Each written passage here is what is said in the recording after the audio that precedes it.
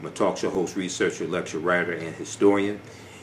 So it is Friday, October 16th, 2020, and I wanted to let people know, we're still getting people inquiring about advertising with the African History Network and on the African History Network show. And now that I'm on Monday through Friday, want to let you all know that you can now advertise with the African History Network with the African History Network show on our weekly show. Okay, so email us at customerservice@africanhistorynetwork.com, customerservice@africanhistorynetwork.com. African American business owners who want to advertise your business. You may have an e-commerce store, you may have a brick and mortar store, whatever type of business you're in, whether it's health and beauty products, whether you are an author, whether you sell books, whether you have a home school or you deal with education, you can advertise with the African History Network. So what we do, we create a video commercial for you, and you may have seen in some of the rebroadcasts of our shows, you see the new video commercials. Okay, most of those I created. I do the voiceover, and you can send me a script. We put together that 30-second to 60-second video commercial, and then when we re-air the shows, we re-air them throughout the week.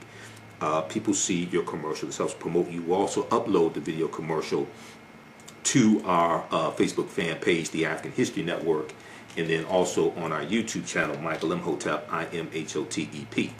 All right, African American business owners, post the name of your business here on the thread of the broadcast also.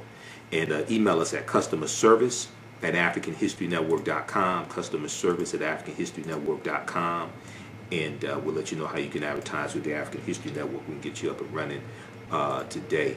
So you'll get the video commercial, and then also our broadcasts are in audio podcast format as well.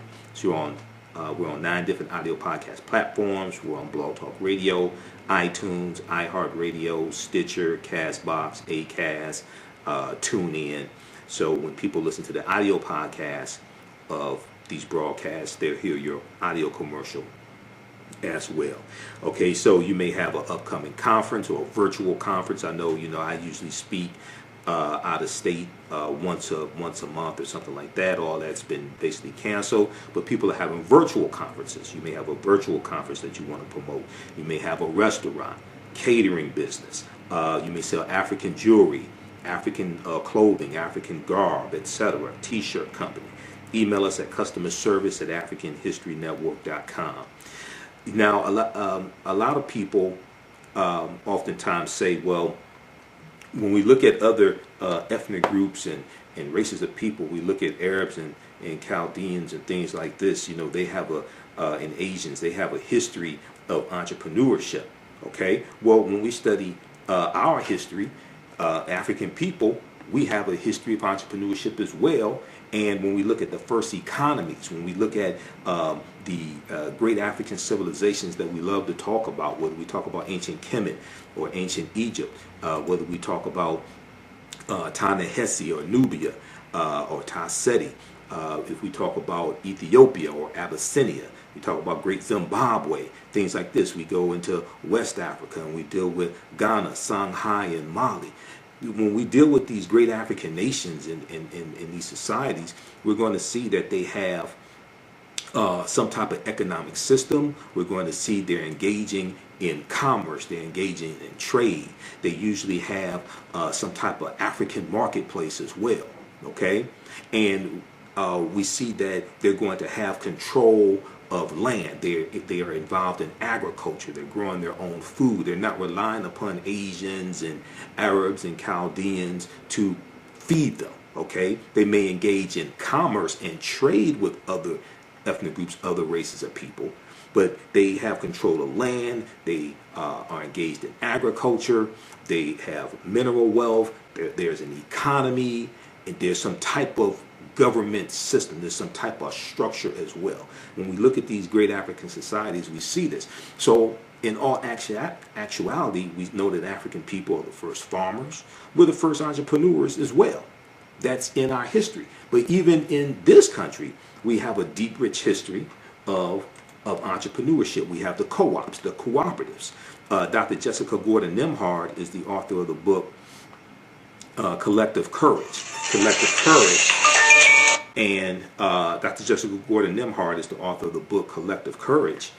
And Collective Courage deals with a history of African American cooperative thought and practice. A history of African American cooperative thought and practice. And I interviewed the sister back in about 2014, I think it was. Maybe it's about 2016 I interviewed her. And she was speaking here in Detroit. So I interviewed her to help promote the lecture. And her book deals with the deep, rich history of cooperative economics, the co-ops. And the co-ops, the cooperatives, those are African principles we brought with us from West Africa. And you're dealing with these cooperatives, like whether it's the Colored Merchants Association, whether it's things like the Colored Farmers National Alliance and cooperative unions. These are ways that African Americans engaged in economic empowerment, engaged in business, engaged in economics. And it's a collective. The members were owners of the organization or of the business or something like that, as opposed to maybe just individual owners or maybe just a family owning a business. You had a collective and you could compete better.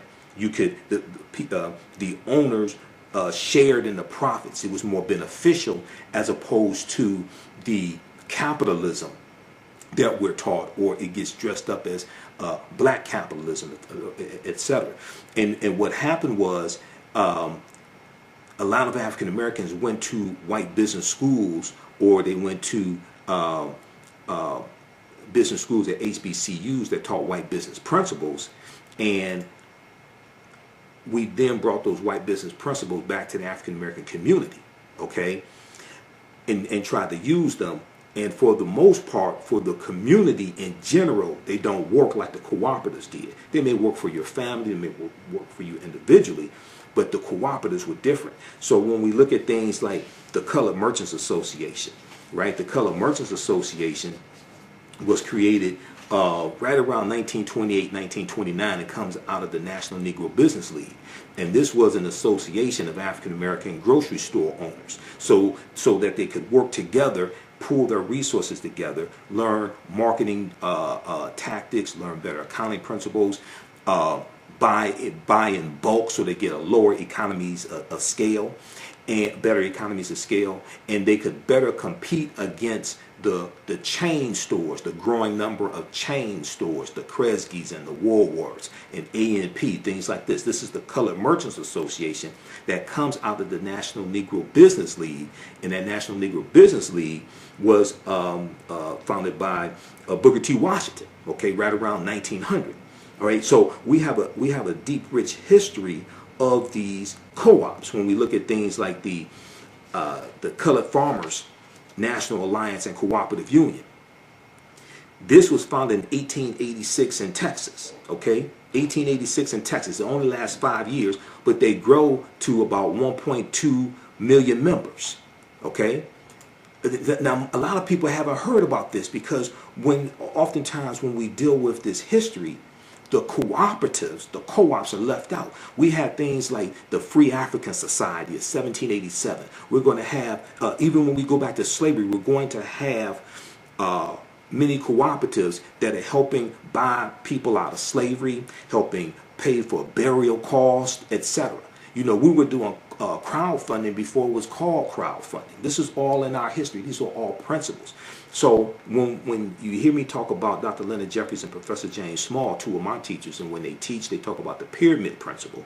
And we look at the three sides of the pyramid. The foundation is African history and culture.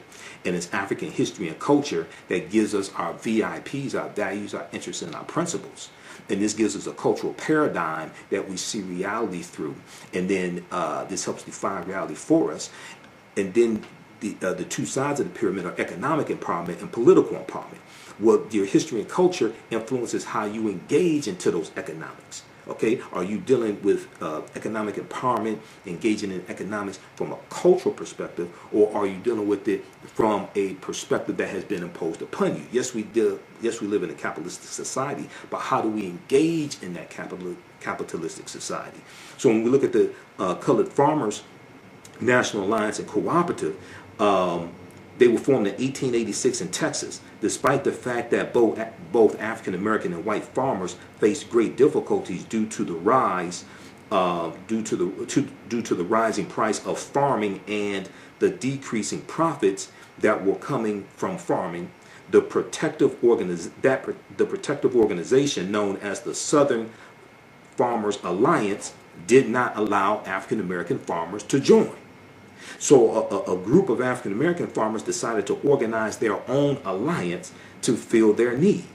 The CFACU, Colored Farmers National Alliance and Cooperative Union, operated under fear and harassment by white farmers, but managed to operate several cooperatives in the late 19th century before having to disband. They were getting threats. They were getting death threats. Okay? So they had to disband. When you research this, you're going to see a lot of these cooperatives, they got attacked. Some people were beaten up, killed. So they're going to have to disband to save their lives. Members of the CFACU shared agricultural techniques and innovations and coordinated cooperative efforts for planting and harvesting. The union promoted alliances between farmers and laborers and was active in local and regional politics in order to maintain rights for African Americans after Reconstruction. So Reconstruction is 1865 to 1877. It's estimated that the CFACU had 1.2 million members and was the largest black organization of its time. Okay, and when we look at different African principles, when we look at cooperatives, for instance, Motown. Berry Gordy started Motown with $800 that he borrowed from his family's co-op in 1959. His family had a cooperative. He borrows money from the cooperative to start Motown Records. When we look at the Susu system, okay? Now, I ain't talking about the Susu that's floating around now in the city. I'm just talking about traditionally. It's not an endorsement of stuff floating around now. But in parts of West Africa and the Caribbean, an ancient version of cooperative economics exists called Susu. As one of the oldest forms of microfinance in Africa, the practice is run by one of Africa's oldest financial groups, Susu collectors. They run their business from kiosks in the marketplace and act as mobile bankers. Clients make low but regular deposits on a daily or weekly basis over the course of a month into a Susu account. At the end of this period, the Susu collector returns the accumulated savings to the client but keeps one day's savings as commission. Susu collectors may also provide advances to their clients or rotate the accumulated deposits of a group between individual members. Today, Susu collectors provide many West Africans who would otherwise be denied credit with access to money. They need to start up small venture projects that in many cases benefit the community as a whole.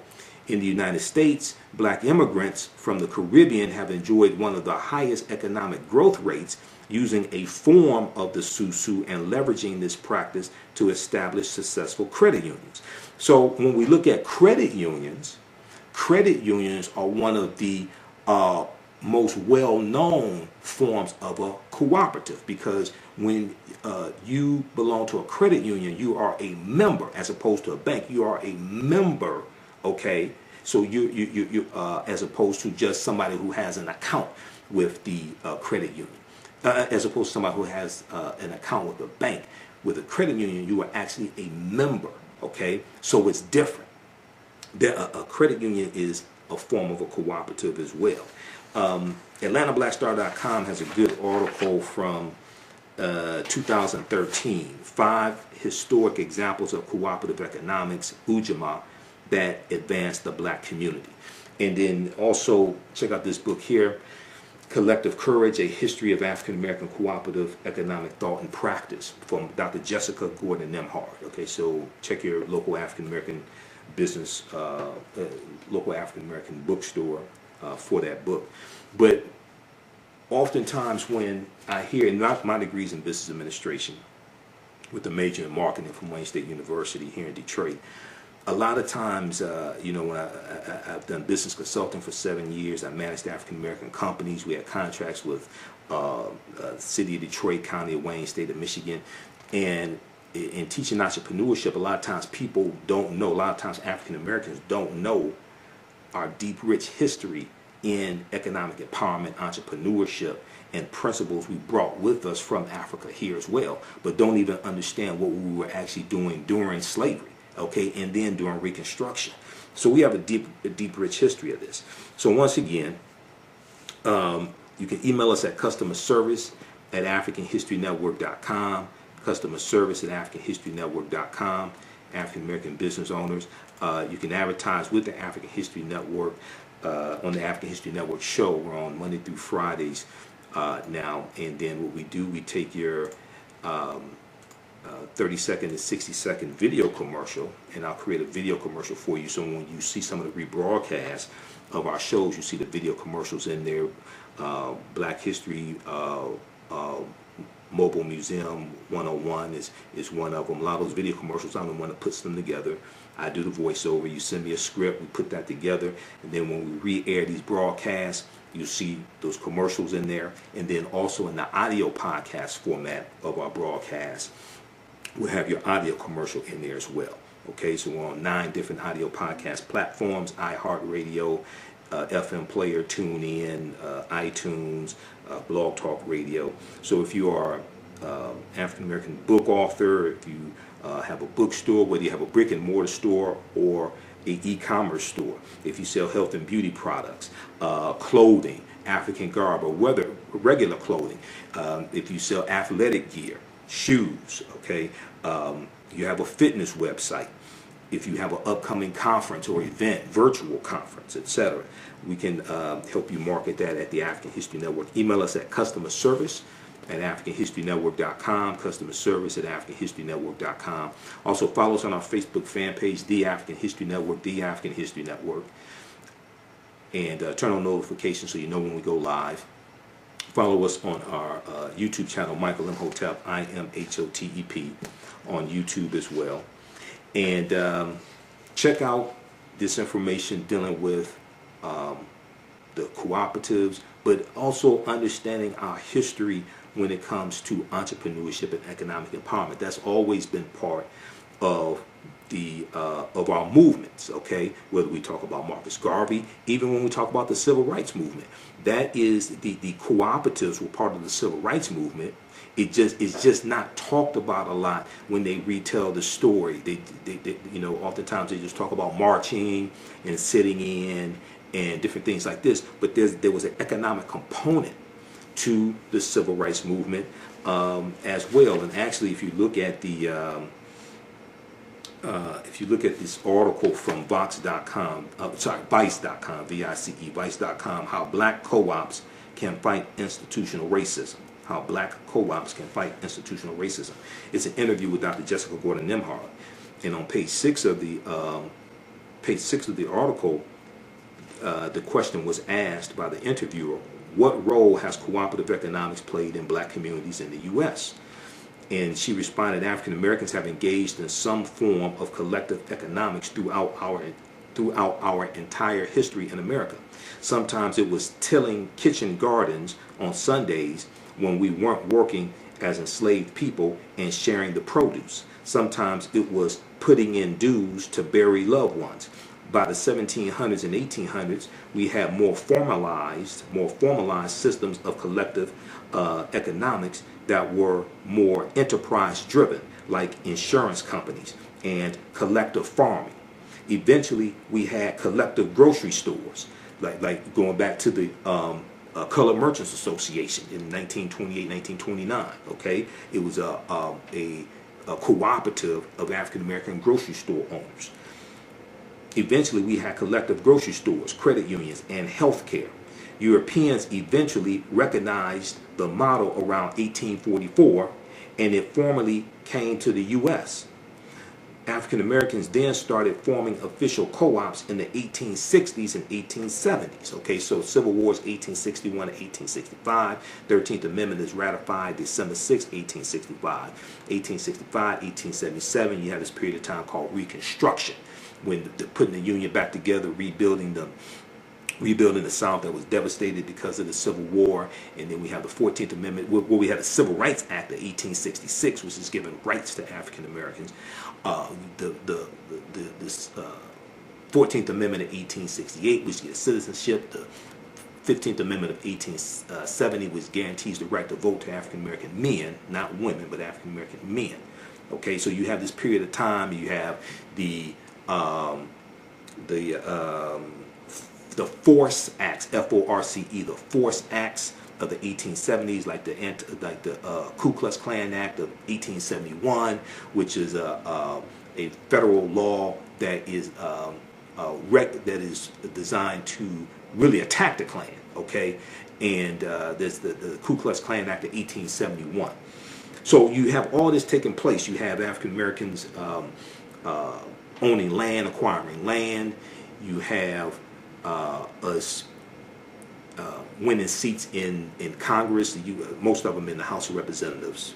You're going to have 2 in the Senate, okay, U.S. Senate. So all this is taking place during Reconstruction. So by the 1880s, labor unions were actually helping workers to start their own co-ops, and African Americans were involved in that too. So they were asked the question. She was asked the question: did co-ops play a role in the civil rights movement? She said it was what I call a silent partner to the movement. This was done by. She said this was done by blacks. So it's going to be a silent partner in the movement. Okay. The co-ops. Okay, so check out the rest of this article here, and we know that economic boycotts were part of the civil rights movement, but you're also going to have a component where you have co-ops helping raise money for the civil rights movement, and you have African American businesses, etc. You have people like A.G. Gaston, who was a life insurance titan, business owner. You're going to have him putting up money to bail civil rights workers out of jail. All different types of things like this are going to take place. So oftentimes when the stories get retold, these different aspects are left out of it, the economic component. But another aspect is left out is the armed resistance, the armed self-defense when it comes to the civil rights movement as well. So that's why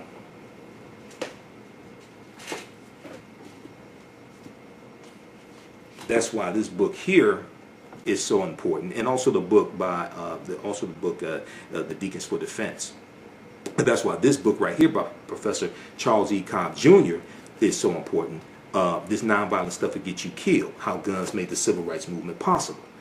Because this talks about how if it had not been for Negroes with guns, there would not have been a civil rights movement. Because it was Negroes with guns, it was African Americans with guns who were protecting the civil rights workers while they're engaging in that nonviolent direct action. Okay? And when I interviewed Dr. Hassan Kwame Jeffries back in about June or July, okay, and he's a nephew of Dr. Leonard Jeffries. He's an associate professor of history at Ohio State University. We talked about John Lewis passing and Bill Clinton's comments about Kwame Ture, Stokely Carmichael at John Lewis' funeral. So we got deep into this history, and we did with the Black Power movement coming out of SNCC in 1966, the Student Nonviolent Coordinating Committee, and Kwame Ture winning the chairmanship of SNCC, John Lewis leaving, others leaving who are not with the Black Power movement. But we dealt with how you had you had African Americans with guns protecting the civil rights movement. Even before the Deacons for Defense and Justice is founded in 1964, I mean, we go back and look at Dr. King. Dr. King owned guns until Bayard Rustin convinced him to get rid of his guns. But in 1956, Dr. King tries to get a concealed pistol license in Montgomery, Alabama, because he's getting death threats during the Montgomery bus boycott. Okay, so when Dr. Jessica Gordon Nimhard was asked, did it play a role in the civil rights movement, she said it was what I call a silent partner to the movement. This was done by blacks partly to survive outside of U.S. capitalism, which was so exploitive. It was also a way to create independence and wealth so we could be more politically active. Okay, so we have a deep, rich history of this. So this is what we have to tap into. This is why our history and culture is so important. People's history and culture teaches them how to deal with the problems of the past in the present and the future to meet the needs of the community. Okay, this is why this is so important. Okay, so once again, email us at customerservice@AfricanHistoryNetwork.com. I didn't mean to go on so long, but I'm a teacher as well.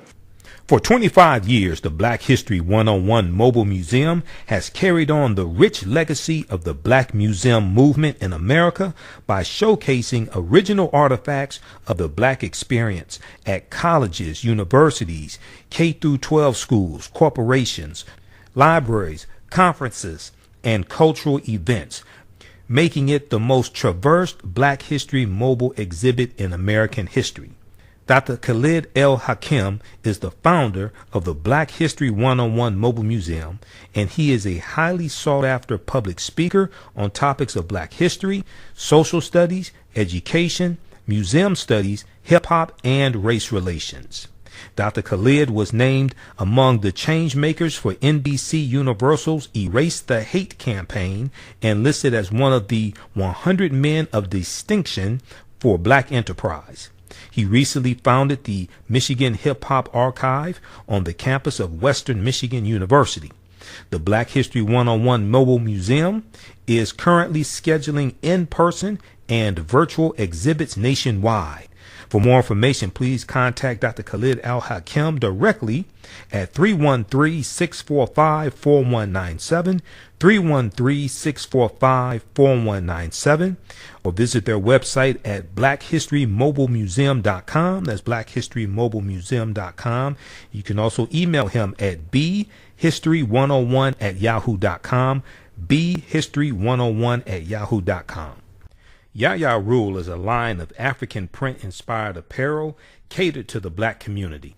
The pieces include t-shirts, sweatshirts, hoodies, jackets, dresses, skirts, activewear, bags, and other accessories and home decor.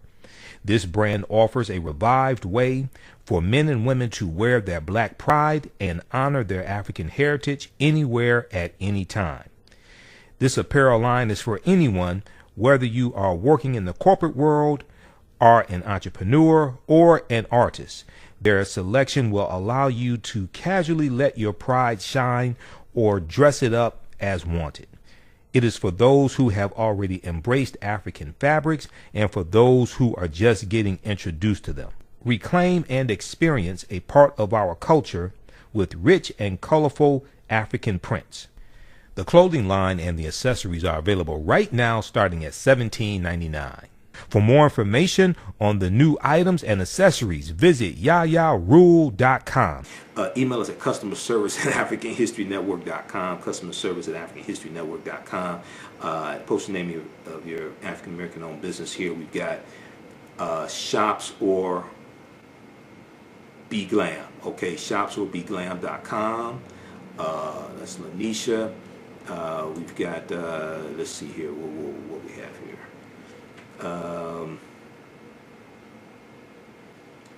We've got,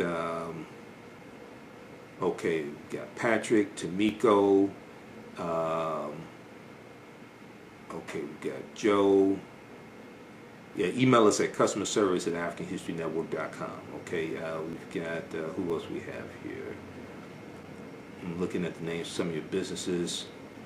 Anna asks, how can she get the book, Collective Courage? Yeah, check with your local African American bookstore or Amazon. It should be at Amazon. Wombman.com, Mansa. Rubicon Restaurant, Rubicon Smoked Potatoes, Rubicon Restaurant, Tulsa.com. You're in Tulsa, Oklahoma. That's where Black Wall Street was. Tulsa was founded by Creek Indians around 1836.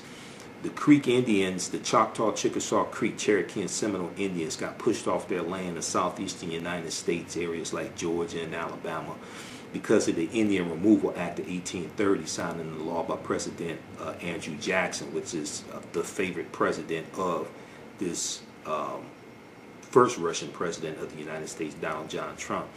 And they go over 1,000 miles on the Trail of Tears, and they take their African slaves with them. The Choctaw, Chickasaw, Creek, Cherokee, and Seminole Indians all owned African slaves. Now, as Professor James Small, one of my teachers, pointed out to me, he said the Red-tailed Creek Indians did not own slaves, but you're going to have some of them that own, these different nations that own African slaves as well. So when they go into Oklahoma, they take their African slaves with them. And Tulsa comes from the Creek Indian word Tallahassee. Tallahassee. This is where the word Tulsa comes from. So you're going to, at the Choctaw, Chickasaw, Creek, Cherokee, and Seminole Indians, derisively, pejoratively called the 5 civilized tribes of Native Americans, because they adopted Christianity, learned to speak English, and owned slaves. They're all going to fight on behalf of the South during the Civil War. They all fight on behalf of the Confederacy during the Civil War because they owned slaves. Okay, now you're going to have these Africans who marry into these various Native American nations, get citizenship rights, things like this. This is going to happen. A lot of us have some type of Native American ancestry. I'm one of them. I have Cherokee and Blackfoot on my mother's side of the family because my mother's from Tennessee. So what's going to happen is you're going to have the Black Freedmen Indian Treaties of 1866. And this is, so let me back up for a quick minute, and then we're going to end this. When these Native American nations take up arms against the Union during the Civil War, they violate treaties that they have with the United States. And these treaties stipulate that they can never take up arms against the Union. So before the Civil War, you're going to have these Native American territories where they own this land, where they have this land. That land is going to be taken back after the Civil War ends, and they're going to be put on reservations. But there are also stipulations that they have to free their slaves. Some of them don't free their slaves till like 1866, 1867. Because they did, In Vogue said, give it up, turn it loose. They didn't want to give it up or turn it loose, some of them. Now, this is not, I'm not saying that we should hate Native Americans. That's not what I'm saying. I'm dealing with their history. I don't want people to misunderstand what I'm saying, because many of us have Native American blood. Many of us, there are black Indians that exist today. There are black Indians, and we saw that the Cherokee stripped the black freedmen in 2011 of their citizenship rights in the Cherokee Nation, and those black freedmen are going to sue to get their citizenship rights back in the Cherokee Nation, get their full rights, etc. Okay, so there are about 566 or 567 federally recognized tribal nations in this country. Okay, so I don't want us to I don't want us to look at all of them negatively or attack them, things like this, because see, white supremacy pits groups of oppressed people against each other to fight one another. The U.S. has violated over 371 peace treaties with Native Americans, and oftentimes you're dealing, when you deal with different ethnic groups or what have you, races, what have you, that are fighting one another, usually they're operating based upon misinformation that's been fed to them coming out of white supremacy. All right, so we have to understand that also. But when you read books like The First Americans Were Africans, Documented Evidence, and I just had Dr. David Imhotep on my show Monday, October 12th for Indigenous Peoples Day, Columbus Day. All right. The first Americans were Africans, documented evidence, which deals with the African presence in the Americas going back at least 56,000 years ago in South America, but in the land we call the United States of America, going back at least 51,700 years ago. Okay, the Khoisan, who come from southern Africa, the ancestors to the Inuit and the Twa, they were here going back at least 51,700 years ago, before Native Americans, the people who we call Native Americans, came into existence. The people who we call Native Americans are the offspring, in general, the offspring of intermixing between Africans who were already here and Asians who come here around 3000 BC, okay, about 5,000 years ago. They intermix, and their offspring are, in general, who we call Native Americans. If you look at old black and white photographs of Native Americans, and this is why I can't do these broadcasts like this and only do 5 minutes, because where's that book? This book right here. So if you look at old black and white photographs of Native Americans, this is Chronology of Native Americans, the ultimate guide to North America's indigenous people, right? When you look at old black and white photographs of Native Americans, these were not a very light-skinned, almost white-looking people, like a lot of Native Americans you see today. No, not an attack on them. I'm just explaining this. These were usually a dark-skinned people, oftentimes with high cheekbones. And what's going to happen, you have those who are the offspring of the intermixing of Africans and Asians, one. Two, when European settlers come here, a lot of the African groups that are already here, a lot of them get reclassified as Native Americans. Okay? So you have to really understand this chronology of history. Dr. Jose Pimenta Bay, who's one of the baddest scholars who deals with the history of the Moors, teaches about the history of the Moors. He used to teach classes at Temple University in Philadelphia. Last I heard, he's at Berea College in Kentucky. Okay, Berea College, incidentally, is where Dr. Carter G. Woodson, co-founder of the Association for the Study of Negro Life and History, September 9th, 1915, and founder of Negro History Week in 1926. Berea College is where Dr. Carter G. Woodson got his undergraduate degree. All right, it's just a little Black history fact, African American history fact. But so we have to understand this chronology of history. Now, in all of this history, this does not mean the transatlantic slave trade did not happen. It does not mean August 20th, 1619 did not happen when those 29 Africans on the White Lion pirate ship are traded for food and water and supplies. That does not mean that did not happen. That does not mean 1526 did not happen when the Spanish had taken Africans into the territory, the area we call South Carolina and Georgia.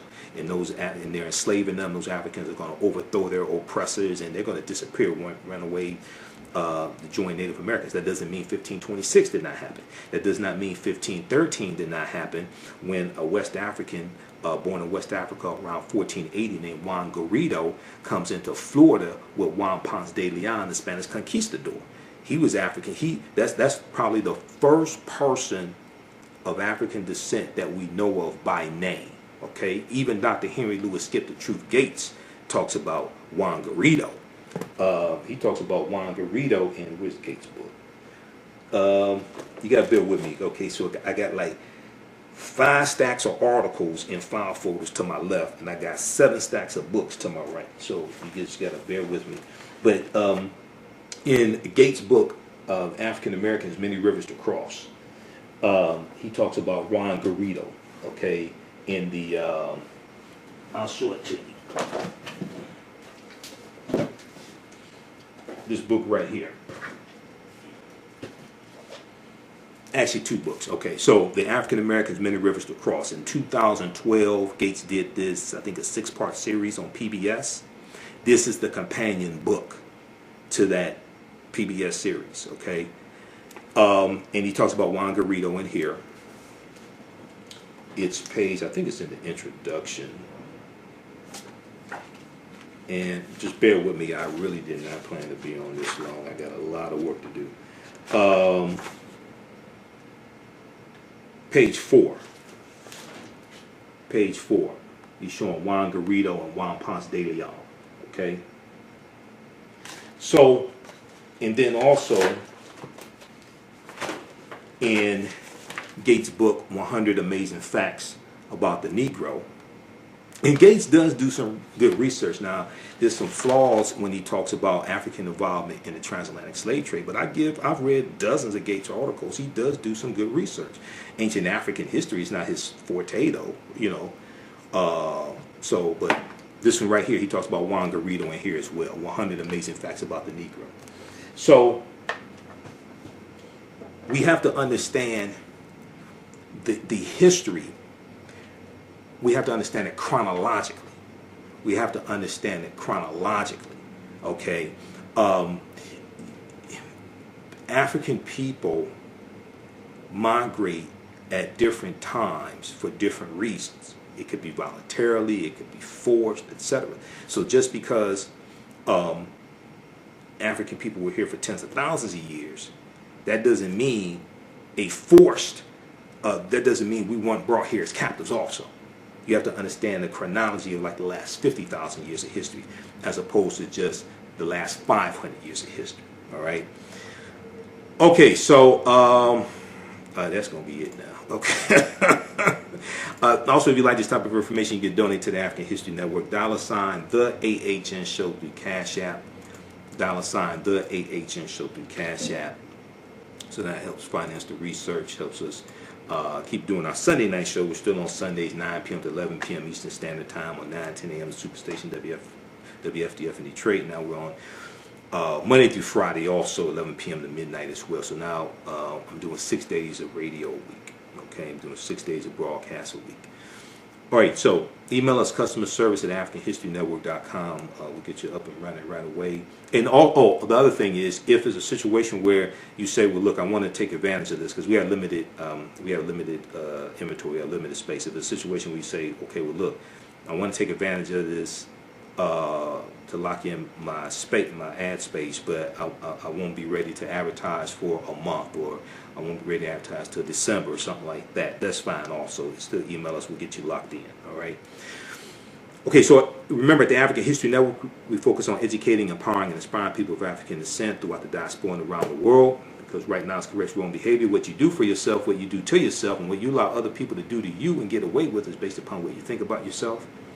What you think about yourself is based upon what you've been taught about yourself. What you've been taught about yourself is based upon everything you read, heard, and seen about yourself.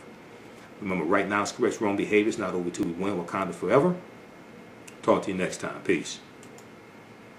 Have you tasted the world famous No Frowny Brownie yet from the Pink Bakery? If not, what are you waiting for? They are vegan, gluten-free, and free of the big 8 allergens. While eating their No Frowny brownies, the fabulous Miss Tabitha Brown said they were very good. Very good. And you know, if she says that, they are. The Pink Bakery is the first black-owned, big 8 allergen-free baking mix company. Go to thepinkbakery.com, that's thepinkbakery.com, to order their No Frowny Brownie Mix today. Are you ready for a new black economy? Well, Happy, The Role of Economics in the Development of Civilization, is a brand new documentary that will set you on a new path of knowledge and enlightenment. The Happy film gives viewers a snapshot of our economic history from the dawn of civilization right up until today. The underlying theme of the film is the interrelationship between the 3 essential components of economics, politics, and culture. Happy brings together the brightest and most prolific minds in the fields of psychology, history, business, and politics, such as Dr. Leonard Jeffries, Professor James Small, Dr. Julian Malveaux, Dr. Zahi Hawass, and Jabari Osazi, and more. Together, they deliver a message of cooperative economics, financial independence, and a pride that we can all be inspired by. The film is on sale now. It's streaming on all digital formats, or for DVD, please visit Happy, H-A-P-I, happyfilm.com. Use offer code HAPPY, AHN, for a 10% discount. Gain knowledge in minutes with Blacklist Ed. Blacklist Ed is an app that provides insightful summaries of books pertaining to the Black experience. As Black people, we know the importance of reading books to discover our incredible contributions to world history, to uplift our self-esteem, and to empower ourselves for our relentless fight for social justice. Unfortunately, with our busy lives, it feels like there is never enough time to read a book. Fortunately, there's a solution. With Blacklist Ed, their app provides key insights from best-selling books about the Black experience, therefore saving you time, increasing your knowledge, and empowering yourself through inspirational and actionable ideas. You can read or listen on the go. Start your free trial today by going to blacklisted.com. That's Black without the C, BLAK. Or you can download the Blacklist Ed app from the App Store or Google Play. Blacklist Ed, empower yourself.